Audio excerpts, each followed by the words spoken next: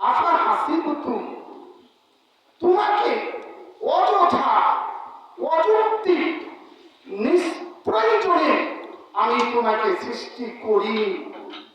আমি তোমাকে সৃষ্টি করেছি অবশ্যই একটা প্রয়োজন।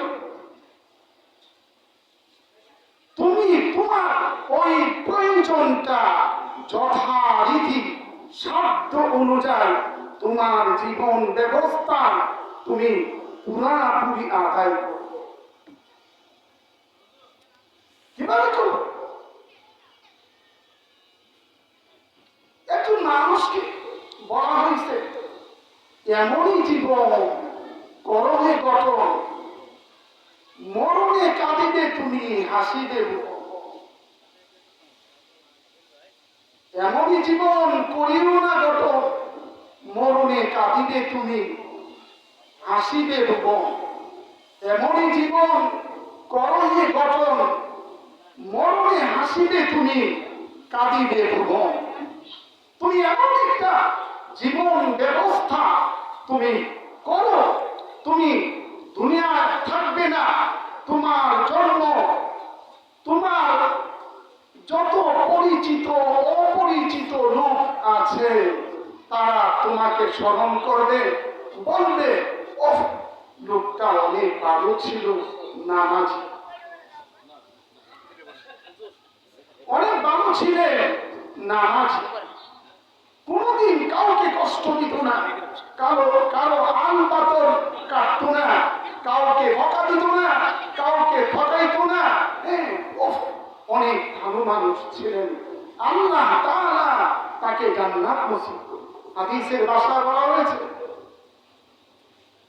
ওনার মৃত্যুর পরে যদি 10 জন মানুষ বলে ওফ মানুষটা খুব ভালো ছিল, কাউকে ঠকায় না, 5 ওয়াক্ত নামাজ যথারীতি সাধ্য অনুযায়ী উনি আদায় করেছেন, আল্লাহ তাআলার হুকুমের বাইরে যায় না, উনি চেষ্টা করেছেন। যাই হোক, যেহেতু আমি বলেছি যে আমার এই হাম না শোনা আমাদের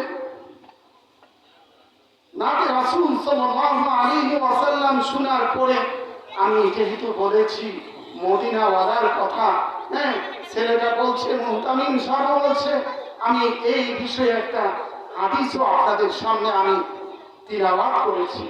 আমার পিছনে অনেক বড় যোগ্য ব্যক্তি আপনাদের সামনে আলোচনা করবেন, আমি এখানে আলোচনা করা এটা আমাকে মানায় না।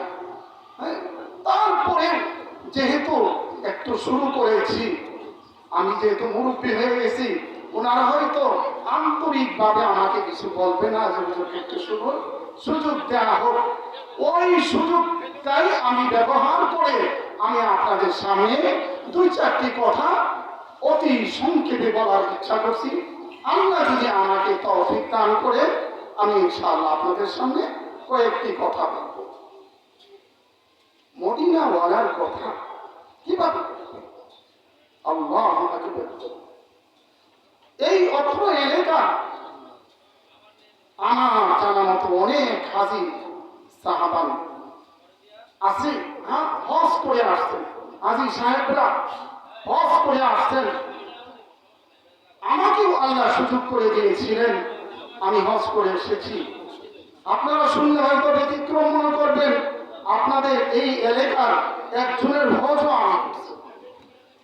আহমদের সাহেব ওই জানি ওই পাশে যে বাড়ি, ওনার হজও আমি করছি। আমি হজ করেছি, লক্ষ লক্ষ মানুষ হজ করে। হজের মধ্যে যে চাওয়া পাওয়া যাওয়া এই বিষয়ে একটা সুনির্দিষ্ট একটা জিনিসের প্রয়োজন। আমাদের আগে একজনের কথা বলা হয়েছে, উনি হজ করতে যাবেন, অনেক দিনের আশা আকাঙ্ক্ষা। উনি আল্লাহ রাসূলের রওজায় সালাম দিবেন, আল্লাহ রাসূলের রওজায় যাবেন, বাইতুল্লাহ যাবেন, বাইতুল্লাহ তোয়াফ এটা অনেক দিনের আশা, পুরা হচ্ছে না। দোয়া করতেছেন, দুরুদ আর সালাম পড়তেছেন, কিন্তু ওনার যাওয়া হয় না।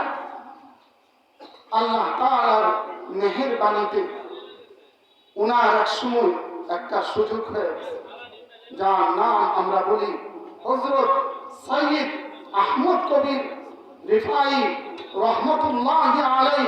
উনিও হজের সফর করছেন, উনিও হজের সফর করে আসছেন। উনি হজের সফরে গেছেন, বাইতুল্লাহর কাজ সম্পূর্ণ করছেন, আরাফা, মুজদালিফা, মিনা যা কাজ ছিল সম্পূর্ণ যথারীতি সুন্দরভাবে করছেন। আল্লাহ রাসূল সাল্লাল্লাহু আলাইহি ওয়াসাল্লামের রওজার পাশে যায় সালাম পেশ করতেছেন। এমন অবস্থা উনি দুইটা কবিতা বলছেন, বলতেছেন, ইয়া রাসূলুল্লাহ, আমি তো আমার দেশে যখন ছিলাম, আমি তো আপনার জন্য আমি দুরূদ আর সালাম পাঠানোর জন্য আমি আমার রূহটা আপনার রওজায় পাঠিয়ে দিই, দুরূদ আর সালামের জন্য। আজ আল্লাহ তাআলার অশেষ মেহেরবানিতে আমি আল্লাহ রাসূল সাল্লাল্লাহু আলাইহি ওয়াসাল্লামের রওজার পাশে আইসা দাঁড়িয়ে আপনাকে সালাম দিতে পারতেছি। ওগো আল্লাহ রাসূল, আপনি দয়া করে আপনার হাতটা বের করে আর আপনার হাতের মধ্যে আমি একটা চুমু খাবো। আল্লাহ রাসূল সাল্লাল্লাহু আলাইহি ওয়াসাল্লামের হাত ওই মুহূর্তে বের করে দিয়েছেন, আর উনি সরাসরি চুমু খাইছেন। হাজারো মানুষ দেখে ফেলেছে, দেখার পরে উনার মনের মধ্যে একটা অহংকারের একটু কণা চলে আসছে, যে আল্লাহ তাআলা তো আমাকে অনেক বড় একটা দৌলত, অনেক বড় একটা কাজ তো আমার মাধ্যমে আল্লাহ করিয়েছেন। আমি আল্লাহ রাসূলের হাত ধরে আমি চুমা খেতে পেরেছি, এটা তো আমার অনেক বড় চাওয়া। সামান্য একটু দুনিয়ার ফখরের জন্য উনি হারামের গেটে যায় শুয়ে পড়ছেন, শুয়ে বলতেছেন, ভাই আমাকে তোমরা পাড়ায়া দিয়ে দিয়ে যাইতে থাকো। আরে ভাই, তুমি কি অসুস্থ কিনা? কি বলো, কেন? না, আমি কোনো অসুস্থ না, আমার অন্য কোনো সমস্যা নেই, কিন্তু আমার ভিতরে একটু সমস্যা হয়ে গেছে। আর সমস্যাটা এমন সমস্যা, আমাকে আল্লাহ তাআলা যে কাজ করিয়েছেন এটার বিষয়ে আমার সামান্যতম অহংকার চলে আসছে। আর আপনারা যদি আমাকে একটু বেয়ে দিয়ে যান, হয়তোবা ওই অহংকার থেকে আল্লাহ আমাকে রেহাই দেবেন। সম্মানিত উপস্থিতি, আপনাদেরকে কি বলবো, এত বিশাল আয়োজন, এত বিশাল ব্যাপার সেটা, এত বড় বড় দামি দামি আল্লাহ ওয়ালাদের আগমন, ওনারা কথা বলবেন, ওনাদের চেহারা দেখবেন, কোথায় কে সাজগুজ, কি করবে, কি করবেন আপনি বাড়িতে? কিসের সাজ, কিসের সাজ? আপনার 2 সেকেন্ডের ভিতরে আপনার আর আমার ভিতরের বাতাস বের হয়ে যেতে পারে। আপনাকে আর সাজতে হবে না, আপনাকে আর আসতে হবে না, আপনাকে সাজিয়ে গুছিয়ে হবে না। আপনি মনে করেছেন খাটে শুয়ে থাকবেন, অসম্ভব।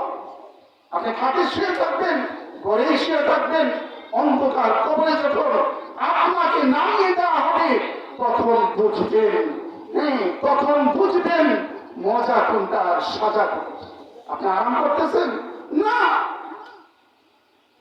এই মাইকের আওয়াজ যে পর্যন্ত বসতেছে, আমি আপনাদেরকে এই মাদ্রাসার কর্তৃপক্ষের পক্ষ থেকে আপনাদের 2টা পায়ের মধ্যে ধরে বলতেছি, লজ্জার বিষয়। আপনারা কেন আসেন না? কি চাচ্ছে? আপনাদের কি চাওয়া পাওয়া? কেন ভুল পথে আছে? আপনারা চলে আসেন, চলে আসেন, দয়া করে চলে আসেন। হতে পারে আপনি আজকে উলামায়ে কেরামের জবান থেকে কোনো একটি কোরআন হাদিস শুনে আপনি একজন দামি মানুষ, জান্নাতি মানুষ হয়ে যাবেন। আর সেজন্যই এত বড় আয়োজন। আপনারা মনে করেন না এই মাদ্রাসার যদি বাৎসরিক